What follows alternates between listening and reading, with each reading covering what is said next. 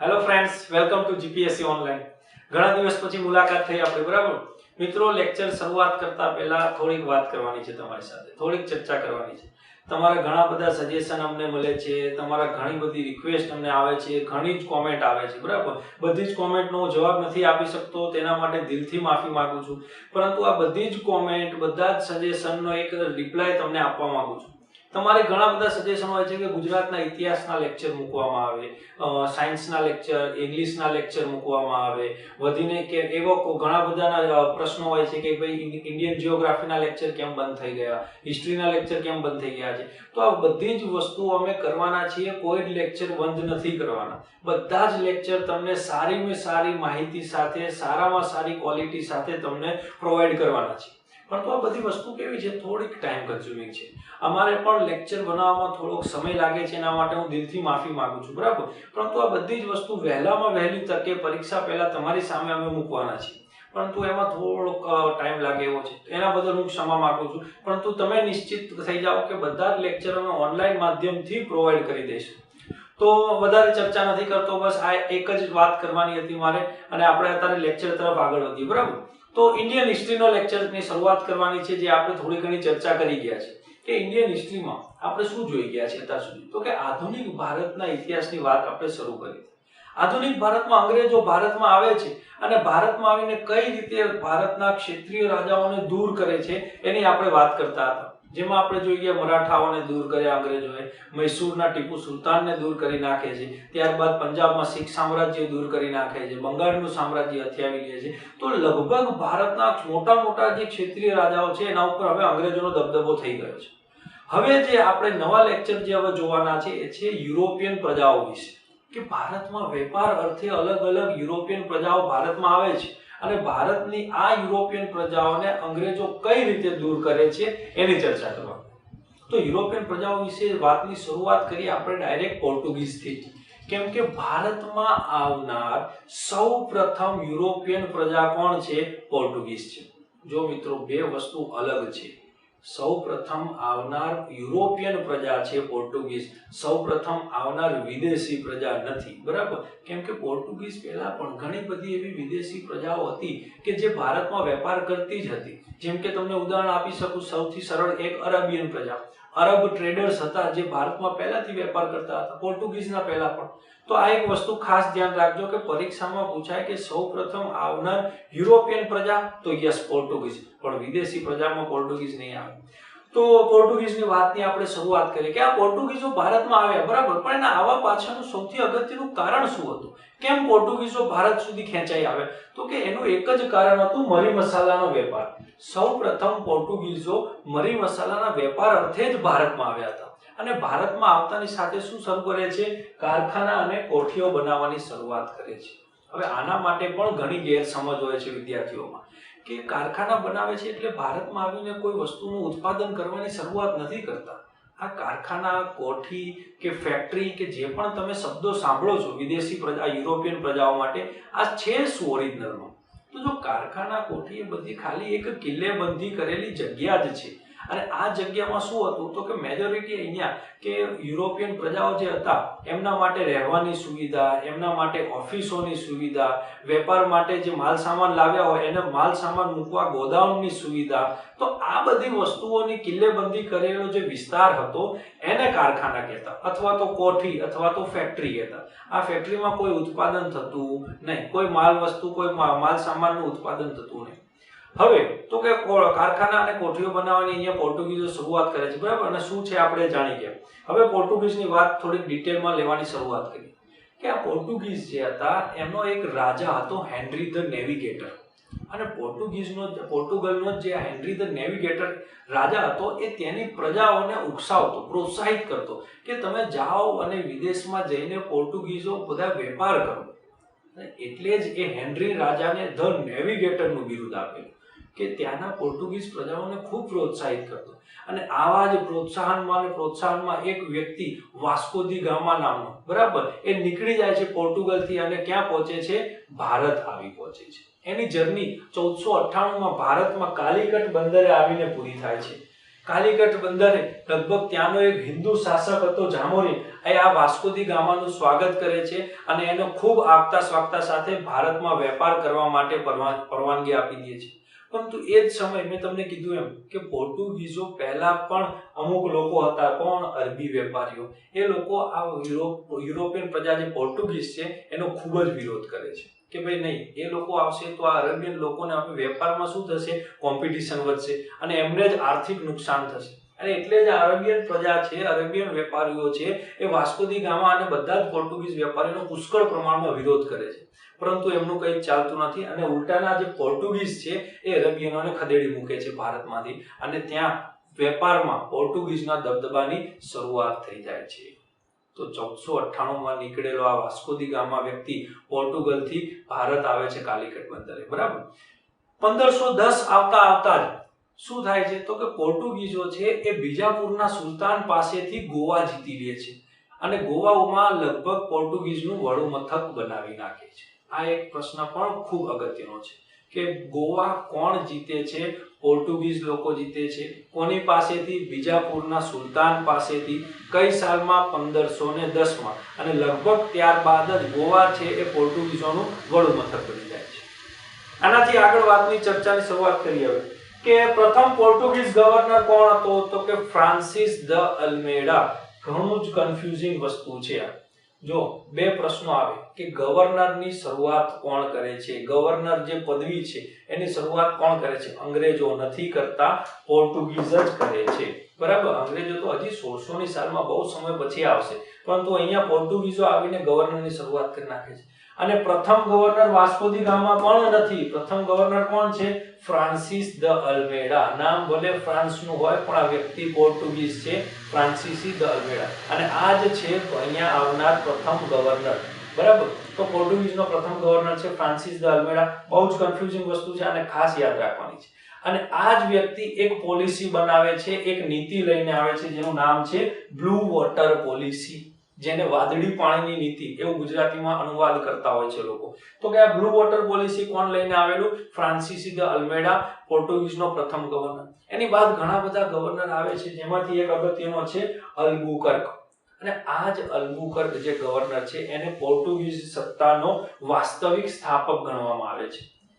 કે ઘણા બધા ગવર્નર હોય છે, પહેલા વાસ્કો દી ગામા આવે છે, ફ્રાન્સિસ દ અલ્મેડા આવે છે, પણ જો ઓરિજિનલમાં જો કોઈ પોર્ટુગીઝ સત્તાને ભારતમાં સ્થાપી શક્યો હોય તો એ વ્યક્તિ છે અલ્બુકર્ક.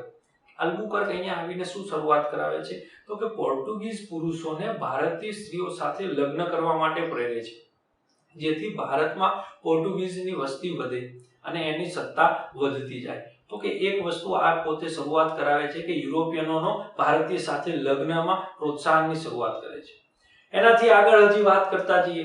1661માં બ્રિટિશ રાજકુમાર ચાર્લ્સ દ્વિતીયના પોર્ટુગીઝ રાજકુમારી કેથરીન સાથે લગ્ન થઈ જાય છે અને આ 1661 બાદ જ તરત શું થાય છે? અંગ્રેજ અને પોર્ટુગીઝ પ્રજા વચ્ચે લગભગ સમાધાન થઈ જાય છે. જે અંગ્રેજો પોર્ટુગીઝો સાથે યુદ્ધમાં હતા, એમની સાથે સ્પર્ધામાં હતા, એ બંને લગભગ હવે સંધિ બની ગયા છે, બરાબર. સંધિ બની ગયા છે અને પોતે મિત્રતાપૂર્ણ હવે રહેવા લાગ્યા છે. આનાથી આગળ જો હજી વાત કરું તમને તો આ જ પોર્ટુગીઝ લોકો પાસે બોમ્બે હતું. બોમ્બે એમના અંતર્ગત હતું અને આ રાજકુમારી પોતે કેથરીન શું કરે છે? બોમ્બે આખું દહેજમાં લઈને જાય છે ઇંગ્લેન્ડમાં અને ઇંગ્લેન્ડના રાજા ચાર્લ્સ દ્વિતીયને આ બોમ્બે ભેટમાં આપે છે. અને ત્યારબાદ એ જ બોમ્બે ઇંગ્લેન્ડના જ રાજકુંવર શું કરે છે? 1668માં ઈસ્ટ ઇન્ડિયા કંપનીને ભાડેથી આપી દે છે. જો અહીંયાથી પણ એક અગત્યનો સવાલ નીકળે કે બોમ્બે ઈસ્ટ ઇન્ડિયા કંપનીને કોના તરફથી ભાડે મળે છે? પોર્ટુગીઝ તરફથી નહીં, ખુદ બ્રિટન તરફથી જ ભાડે મળે છે. કેમ કે બ્રિટનને જ હવે ભેટના સ્વરૂપમાં પોર્ટુગીઝોએ આપી દીધું છે અને એ જ બ્રિટનનો રાજા ઈસ્ટ ઇન્ડિયા કંપનીને ભાડેથી આપે છે. તો અહીંયા એક ખાસ ધ્યાન રાખવાનું છે, બરાબર. હવે વાત કરીએ કે આ પોર્ટુગીઝો છે અહીંયા ભારતમાં આવ્યા હતા, આટલો સારો વેપાર કરતા હતા, લગભગ 1500 થી આવ્યા હતા અને 1600 સુધી તો પોતે એકલા જ વેપાર કરેલા, એક સદી સુધી. તો આમ છતાં કેમ એમનું પતન થઈ ગયું? કેમ પોર્ટુગીઝો ભારત ઉપર રાજ ન કરી શક્યા અને અંગ્રેજો કરવા લાગ્યા? તો એની થોડીક ચર્ચા કરી લઈએ કે એના માટે જો 2-3 વસ્તુ ખાસ અગત્યની છે કે પોર્ટુગીઝો પોતે છે ઈસાઈકરણની નીતિ ખાસ અપનાવેલી. મેં તમને કીધું એમ કે અહીંયા જે એક અલ્બુકર્ક નામનો જે ગવર્નર આવેલો એ પોતે શું કરેલું એને તો કે પોર્ટુગીઝ પુરુષોને ભારતીય સ્ત્રીઓ સાથે લગ્નનું પ્રોત્સાહન કરાવે છે, બરાબર, એને પ્રેરણા આપે છે એવી. તો એક તો પોતે શું કરે છે કે ઈસાઈકરણની નીતિ ખાસ અપનાવે છે પોર્ટુગીઝો. ભારતમાં જેમ બને એમ ઈસાઈ ધર્મની ફેલાવો કરાવે છે અને એ સમયનો ભારતીય સમાજ આને અપનાવતો નથી અને લગભગ જે ભારતના રૂઢિચુસ્ત જે ધાર્મિક લોકો છે એ પોર્ટુગીઝોનો વિરોધ કરે છે. તો એક તો આ એના પતનનું કારણ છે. બીજી વસ્તુ, પોર્ટુગીઝો જે છે એ વેપારમાં ખૂબ જ લૂંટફાટની નીતિ અપનાવે છે.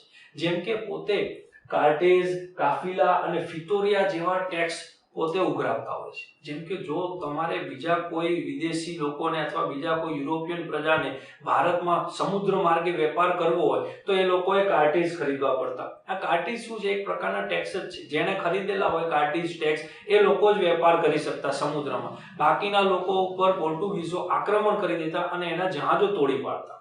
તો પોતે કાયદેસર લૂંટફાટ કરતા અને દરિયામાં કાયદેસર પોર્ટુગીઝોનો જ રાજ ચાલતું હતું. દરિયા ઉપર એ લોકો દાદાગીરી કરતા. એટલે આ લગભગ જે અન્યાયી કરો છે એ પોર્ટુગીઝો સામે વિરોધ ઉત્પન્ન કરે છે કે ભાઈ કાર્ટેઝ, કાફિલા અને ફિતોરિયા જેવા કરો. એનાથી આગળ હજી વાત કરું તો કે 1612 આવતા જ અંગ્રેજો અને પોર્ટુગીઝો વચ્ચે અનબન વધે છે અને આ જ અનબનમાં 1612માં સ્વાલીનું યુદ્ધ થાય છે અને સ્વાલીના યુદ્ધમાં જ પોર્ટુગીઝોની હાર થાય છે, ખૂબ જ પરાજય થાય છે અને પોર્ટુગીઝો લગભગ 3 એરિયા પૂરતા સીમિત થઈ જાય છે. કયા? દીવ, દમણ અને ગોવા. અને ત્યારબાદ પોર્ટુગીઝો ખાલી એ 3 એરિયા પૂરતા જ રહીને પોતાનો વેપાર ચલાવે છે. ભારતમાં બીજે ક્યાંય દખલગીરી કરતા નથી. કેમ કે એના બાદ જ 1661માં આપણે જોઈ ગયા એમ કે ભાઈ અંગ્રેજો સાથે સંધિ બની ગયા હોય છે. એટલે લગભગ હવે કોઈ સ્પર્ધા કે કોઈ તકરાર કે કોઈ યુદ્ધની ગુંજાઈશ રહેતી જ નથી. તો આ પોર્ટુગીઝો આ રીતે કંઈક ભારતમાં આવ્યા હતા અને 1661 આવતા લગભગ અંગ્રેજોના સમધિ બનીને એક દીવ, દમણ અને ગોવા પૂરતા સીમિત થઈ જાય છે. આ પોર્ટુગીઝો ભારતમાં શું યોગદાન આપે છે, ભારતમાં કઈ કઈ વસ્તુઓ લઈને આવે છે, એના પ્રશ્નો ખાસ પૂછાતા હોય છે. તો કે એની એક લિસ્ટ છે કે ભાઈ એક તો પ્રિન્ટિંગ પ્રેસની ભારતમાં શરૂઆત કરાવે છે પોર્ટુગીઝો. આ સિવાય ટમેટા, બટેકા, મરચા, તમાકુ આવી બધી ખેત પેદાશો પણ એ લોકો લઈને આવેલા હોય છે. એનાથી આગળ જો એક સ્ટેપ વાત કરીએ તો કે ગોથિક સ્થાપત્ય કલા. આપણે કલ્ચરનો આનો એક અગત્યનો ટોપિક જોઈશું કે ગોથિક સ્થાપત્ય કલા યુરોપિયન પ્રકારના જે સ્થાપત્યો છે એ બનાવવાની શરૂઆત કરાવે છે અને એનાથી પણ એક સ્ટેપ આગળ કે યુરોપિયન ચિત્રકલાની પણ ભારતમાં પ્રેરણા આપે છે અને એની શરૂઆત કરાવે છે. તો આટલી વસ્તુનું ખાસ યોગદાન રહેલું છે પોર્ટુગીઝોનું ભારતમાં. તો મિત્રો આ એક યુરોપિયન પ્રજા હતી જેના વિશે આપણે અભ્યાસ કરી ગયા, જે છે પોર્ટુગીઝ. તો પહેલેથી શરૂઆત કરીએ પોર્ટુગીઝો વિશે. ફરીથી એકવાર જોઈ લઈએ કે પોર્ટુગીઝો છે ભારતમાં આવનારી સૌપ્રથમ યુરોપિયન પ્રજા છે અને સૌથી છેલ્લે જનારી 1960માં જનારી આ પ્રજા છે. આ યુરોપિયન પ્રજા ભારતમાં શેના માટે આવેલી? તો કે મુખ્યત્વે મરી મસાલાના વેપાર માટે જ ભારતમાં આવેલી અને ભારતમાં આવીને કારખાના કોઠીની શરૂઆત કરે છે, કારખાના સ્થાપવાની. એનાથી આગળ આપણે જેમ ચર્ચાની શરૂઆત કરી હતી કે 1498માં વાસ્કો દી ગામા નામનો એક વ્યક્તિ હોય છે, પોર્ટુગલથી નીકળે છે અને ત્યાંથી નીકળીને કેપ ઓફ ગુડ આફ્રિકાના એક જગ્યા છે ત્યાં પહોંચે છે. ત્યાં એને એક ગુજરાતી વેપારી અબ્ને મજીદ મળે છે, એ એને લઈ આવે છે ભારતમાં કાલિકટ બંદરે આવે છે. ત્યાં એનો એક હિન્દુ શાસક હોય છે જામોરીન, એનું ખૂબ જ સ્વાગત કરે છે. પણ અરબ વેપારીઓ શું કરે છે? એનો વિરોધ કરે છે. કેમ? તો કે વેપારમાં એ લોકોનું કોમ્પિટિશન વધશે. પણ આગળ જતા પોર્ટુગીઝો શું કરે છે? અરબોને દૂર કરી નાખે છે અને ભારતમાં એમની વેપારની સત્તા સ્થાપી દે છે. એનાથી આગળ આપણે જોઈ ગયા 1510માં પોર્ટુગીઝો શું કરે છે કે બીજાપુરના સુલતાન ઉપર હુમલો કરીને ગોવા જીતી લે છે અને ગોવાને પોર્ટુગીઝોનું વડું મથક બનાવે છે. એ એક ખાસ અગત્યનો સવાલ. એનાથી આગળ વાત કરી ગયા કે ભાઈ પોર્ટુગીઝોનો પ્રથમ ગવર્નર કોણ હતો? ફ્રાન્સિસ દ અલ્મેડા. અને આ જ વ્યક્તિ શું કરે છે? બ્લુ વોટર પોલિસી, વાદળી પાણીની નીતિ લઈને આવે છે. આ એક ખાસ અગત્યનો સવાલ છે. પ્રથમ ગવર્નર કોણ છે? ફ્રાન્સિસ દ અલ્મેડા. અને ગવર્નરની પદવી લાવનાર લોકો કોણ છે? તો કે પોર્ટુગીઝો.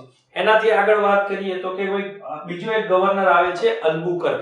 અલ્બુકર્કને વાસ્તવિક પોર્ટુગીઝ સત્તાનો સ્થાપક કહેવામાં આવે છે અને આ જ એ વ્યક્તિ છે જે પોર્ટુગીઝ પુરુષોને ભારતીય સ્ત્રીઓ સાથે લગ્ન કરવા માટે પ્રેરે છે. એનાથી આગળ એક વસ્તુ જોઈ ગયા કે ભાઈ પોર્ટુગીઝોનું પતન કેમ થયું, તો કે મુખ્યત્વે આપણે જોઈ ગયા કે ઈસાઈકરણની નીતિ અપનાવે છે જે એ સમયના ધાર્મિક રૂઢિચુસ્તોને પસંદ નથી પડતી. એનાથી આગળ અન્યાયી કરો, ઘણા લૂંટફાટની નીતિઓ જેમ કે કાર્ટેજ, કાફિલા, ફિતોરિયા, આવા બધા કરો લોકો પાસેથી ઉઘરાવતા હોય છે અને સમુદ્રમાં એની દાદાગીરી ચાલતી હોય છે જે પોર્ટુગીઝો માટે ખૂબ જ વિરોધ ઉત્પન્ન કરે છે. એનાથી આગળ કે 1612 માં અંગ્રેજો સાથે સ્વાલિનનું યુદ્ધ થાય છે અને એમાં પોર્ટુગીઝોની હાર થઈ જાય છે અને આ જ યુદ્ધ બાદ પોર્ટુગીઝો લગભગ દીવ, દમણ અને ગોવા પૂરતા સીમિત થઈ જાય છે. એનાથી આગળ 1661 માં પોર્ટુગીઝની જ રાજકુમારી બ્રિટિશના રાજા ચાર્લ્સ દ્વિતીય સાથે લગ્ન કરી લે છે અને 1661 માં બંને લગભગ વચ્ચે સમાધાન થઈ જાય છે પોર્ટુગીઝો અને અંગ્રેજો વચ્ચે. એટલે અંગ્રેજો પાસે સામેથી પોર્ટુગીઝનો રસ્તો ખાલી થઈ ગયો અને આ જ પોર્ટુગીઝો દ્વારા જે બોમ્બે હતું એ બ્રિટનના રાજાને દાનમાં આપવામાં આવે છે, ભેટમાં આપવામાં આવે છે અને એ જ બ્રિટનનો રાજા પછી ઈસ્ટ ઇન્ડિયા કંપની 1668 માં બોમ્બે ભાડેથી આપે છે અને ત્યારબાદ પોર્ટુગીઝોના આપણે યોગદાન જોઈએ. તો આટલી વસ્તુ પોર્ટુગીઝો માટે ખાસ અગત્યની છે જેમાંથી ખૂબ અગત્યના સવાલ પૂછાઈ શકે છે. તો મિત્રો આ લેક્ચર માટે આટલું જ. મળીએ નેક્સ્ટ ટાઈમ બીજી એક યુરોપિયન પ્રજા સાથે. ત્યાં સુધી પ્લીઝ જો તમને અમારા વિડીયો ગમતા હોય તો લાઈક કરતા રહ્યો, એને શેર કરતા રહ્યો, સબસ્ક્રાઇબ કરતા રહ્યો અને ફેસબુક પેજ જે છે અમારું એ ડિસ્ક્રિપ્શનમાં એની લિંક મૂકેલી છે તો એને જરાક લાઈક કરો. Thank you. મળીએ નેક્સ્ટ લેક્ચરમાં.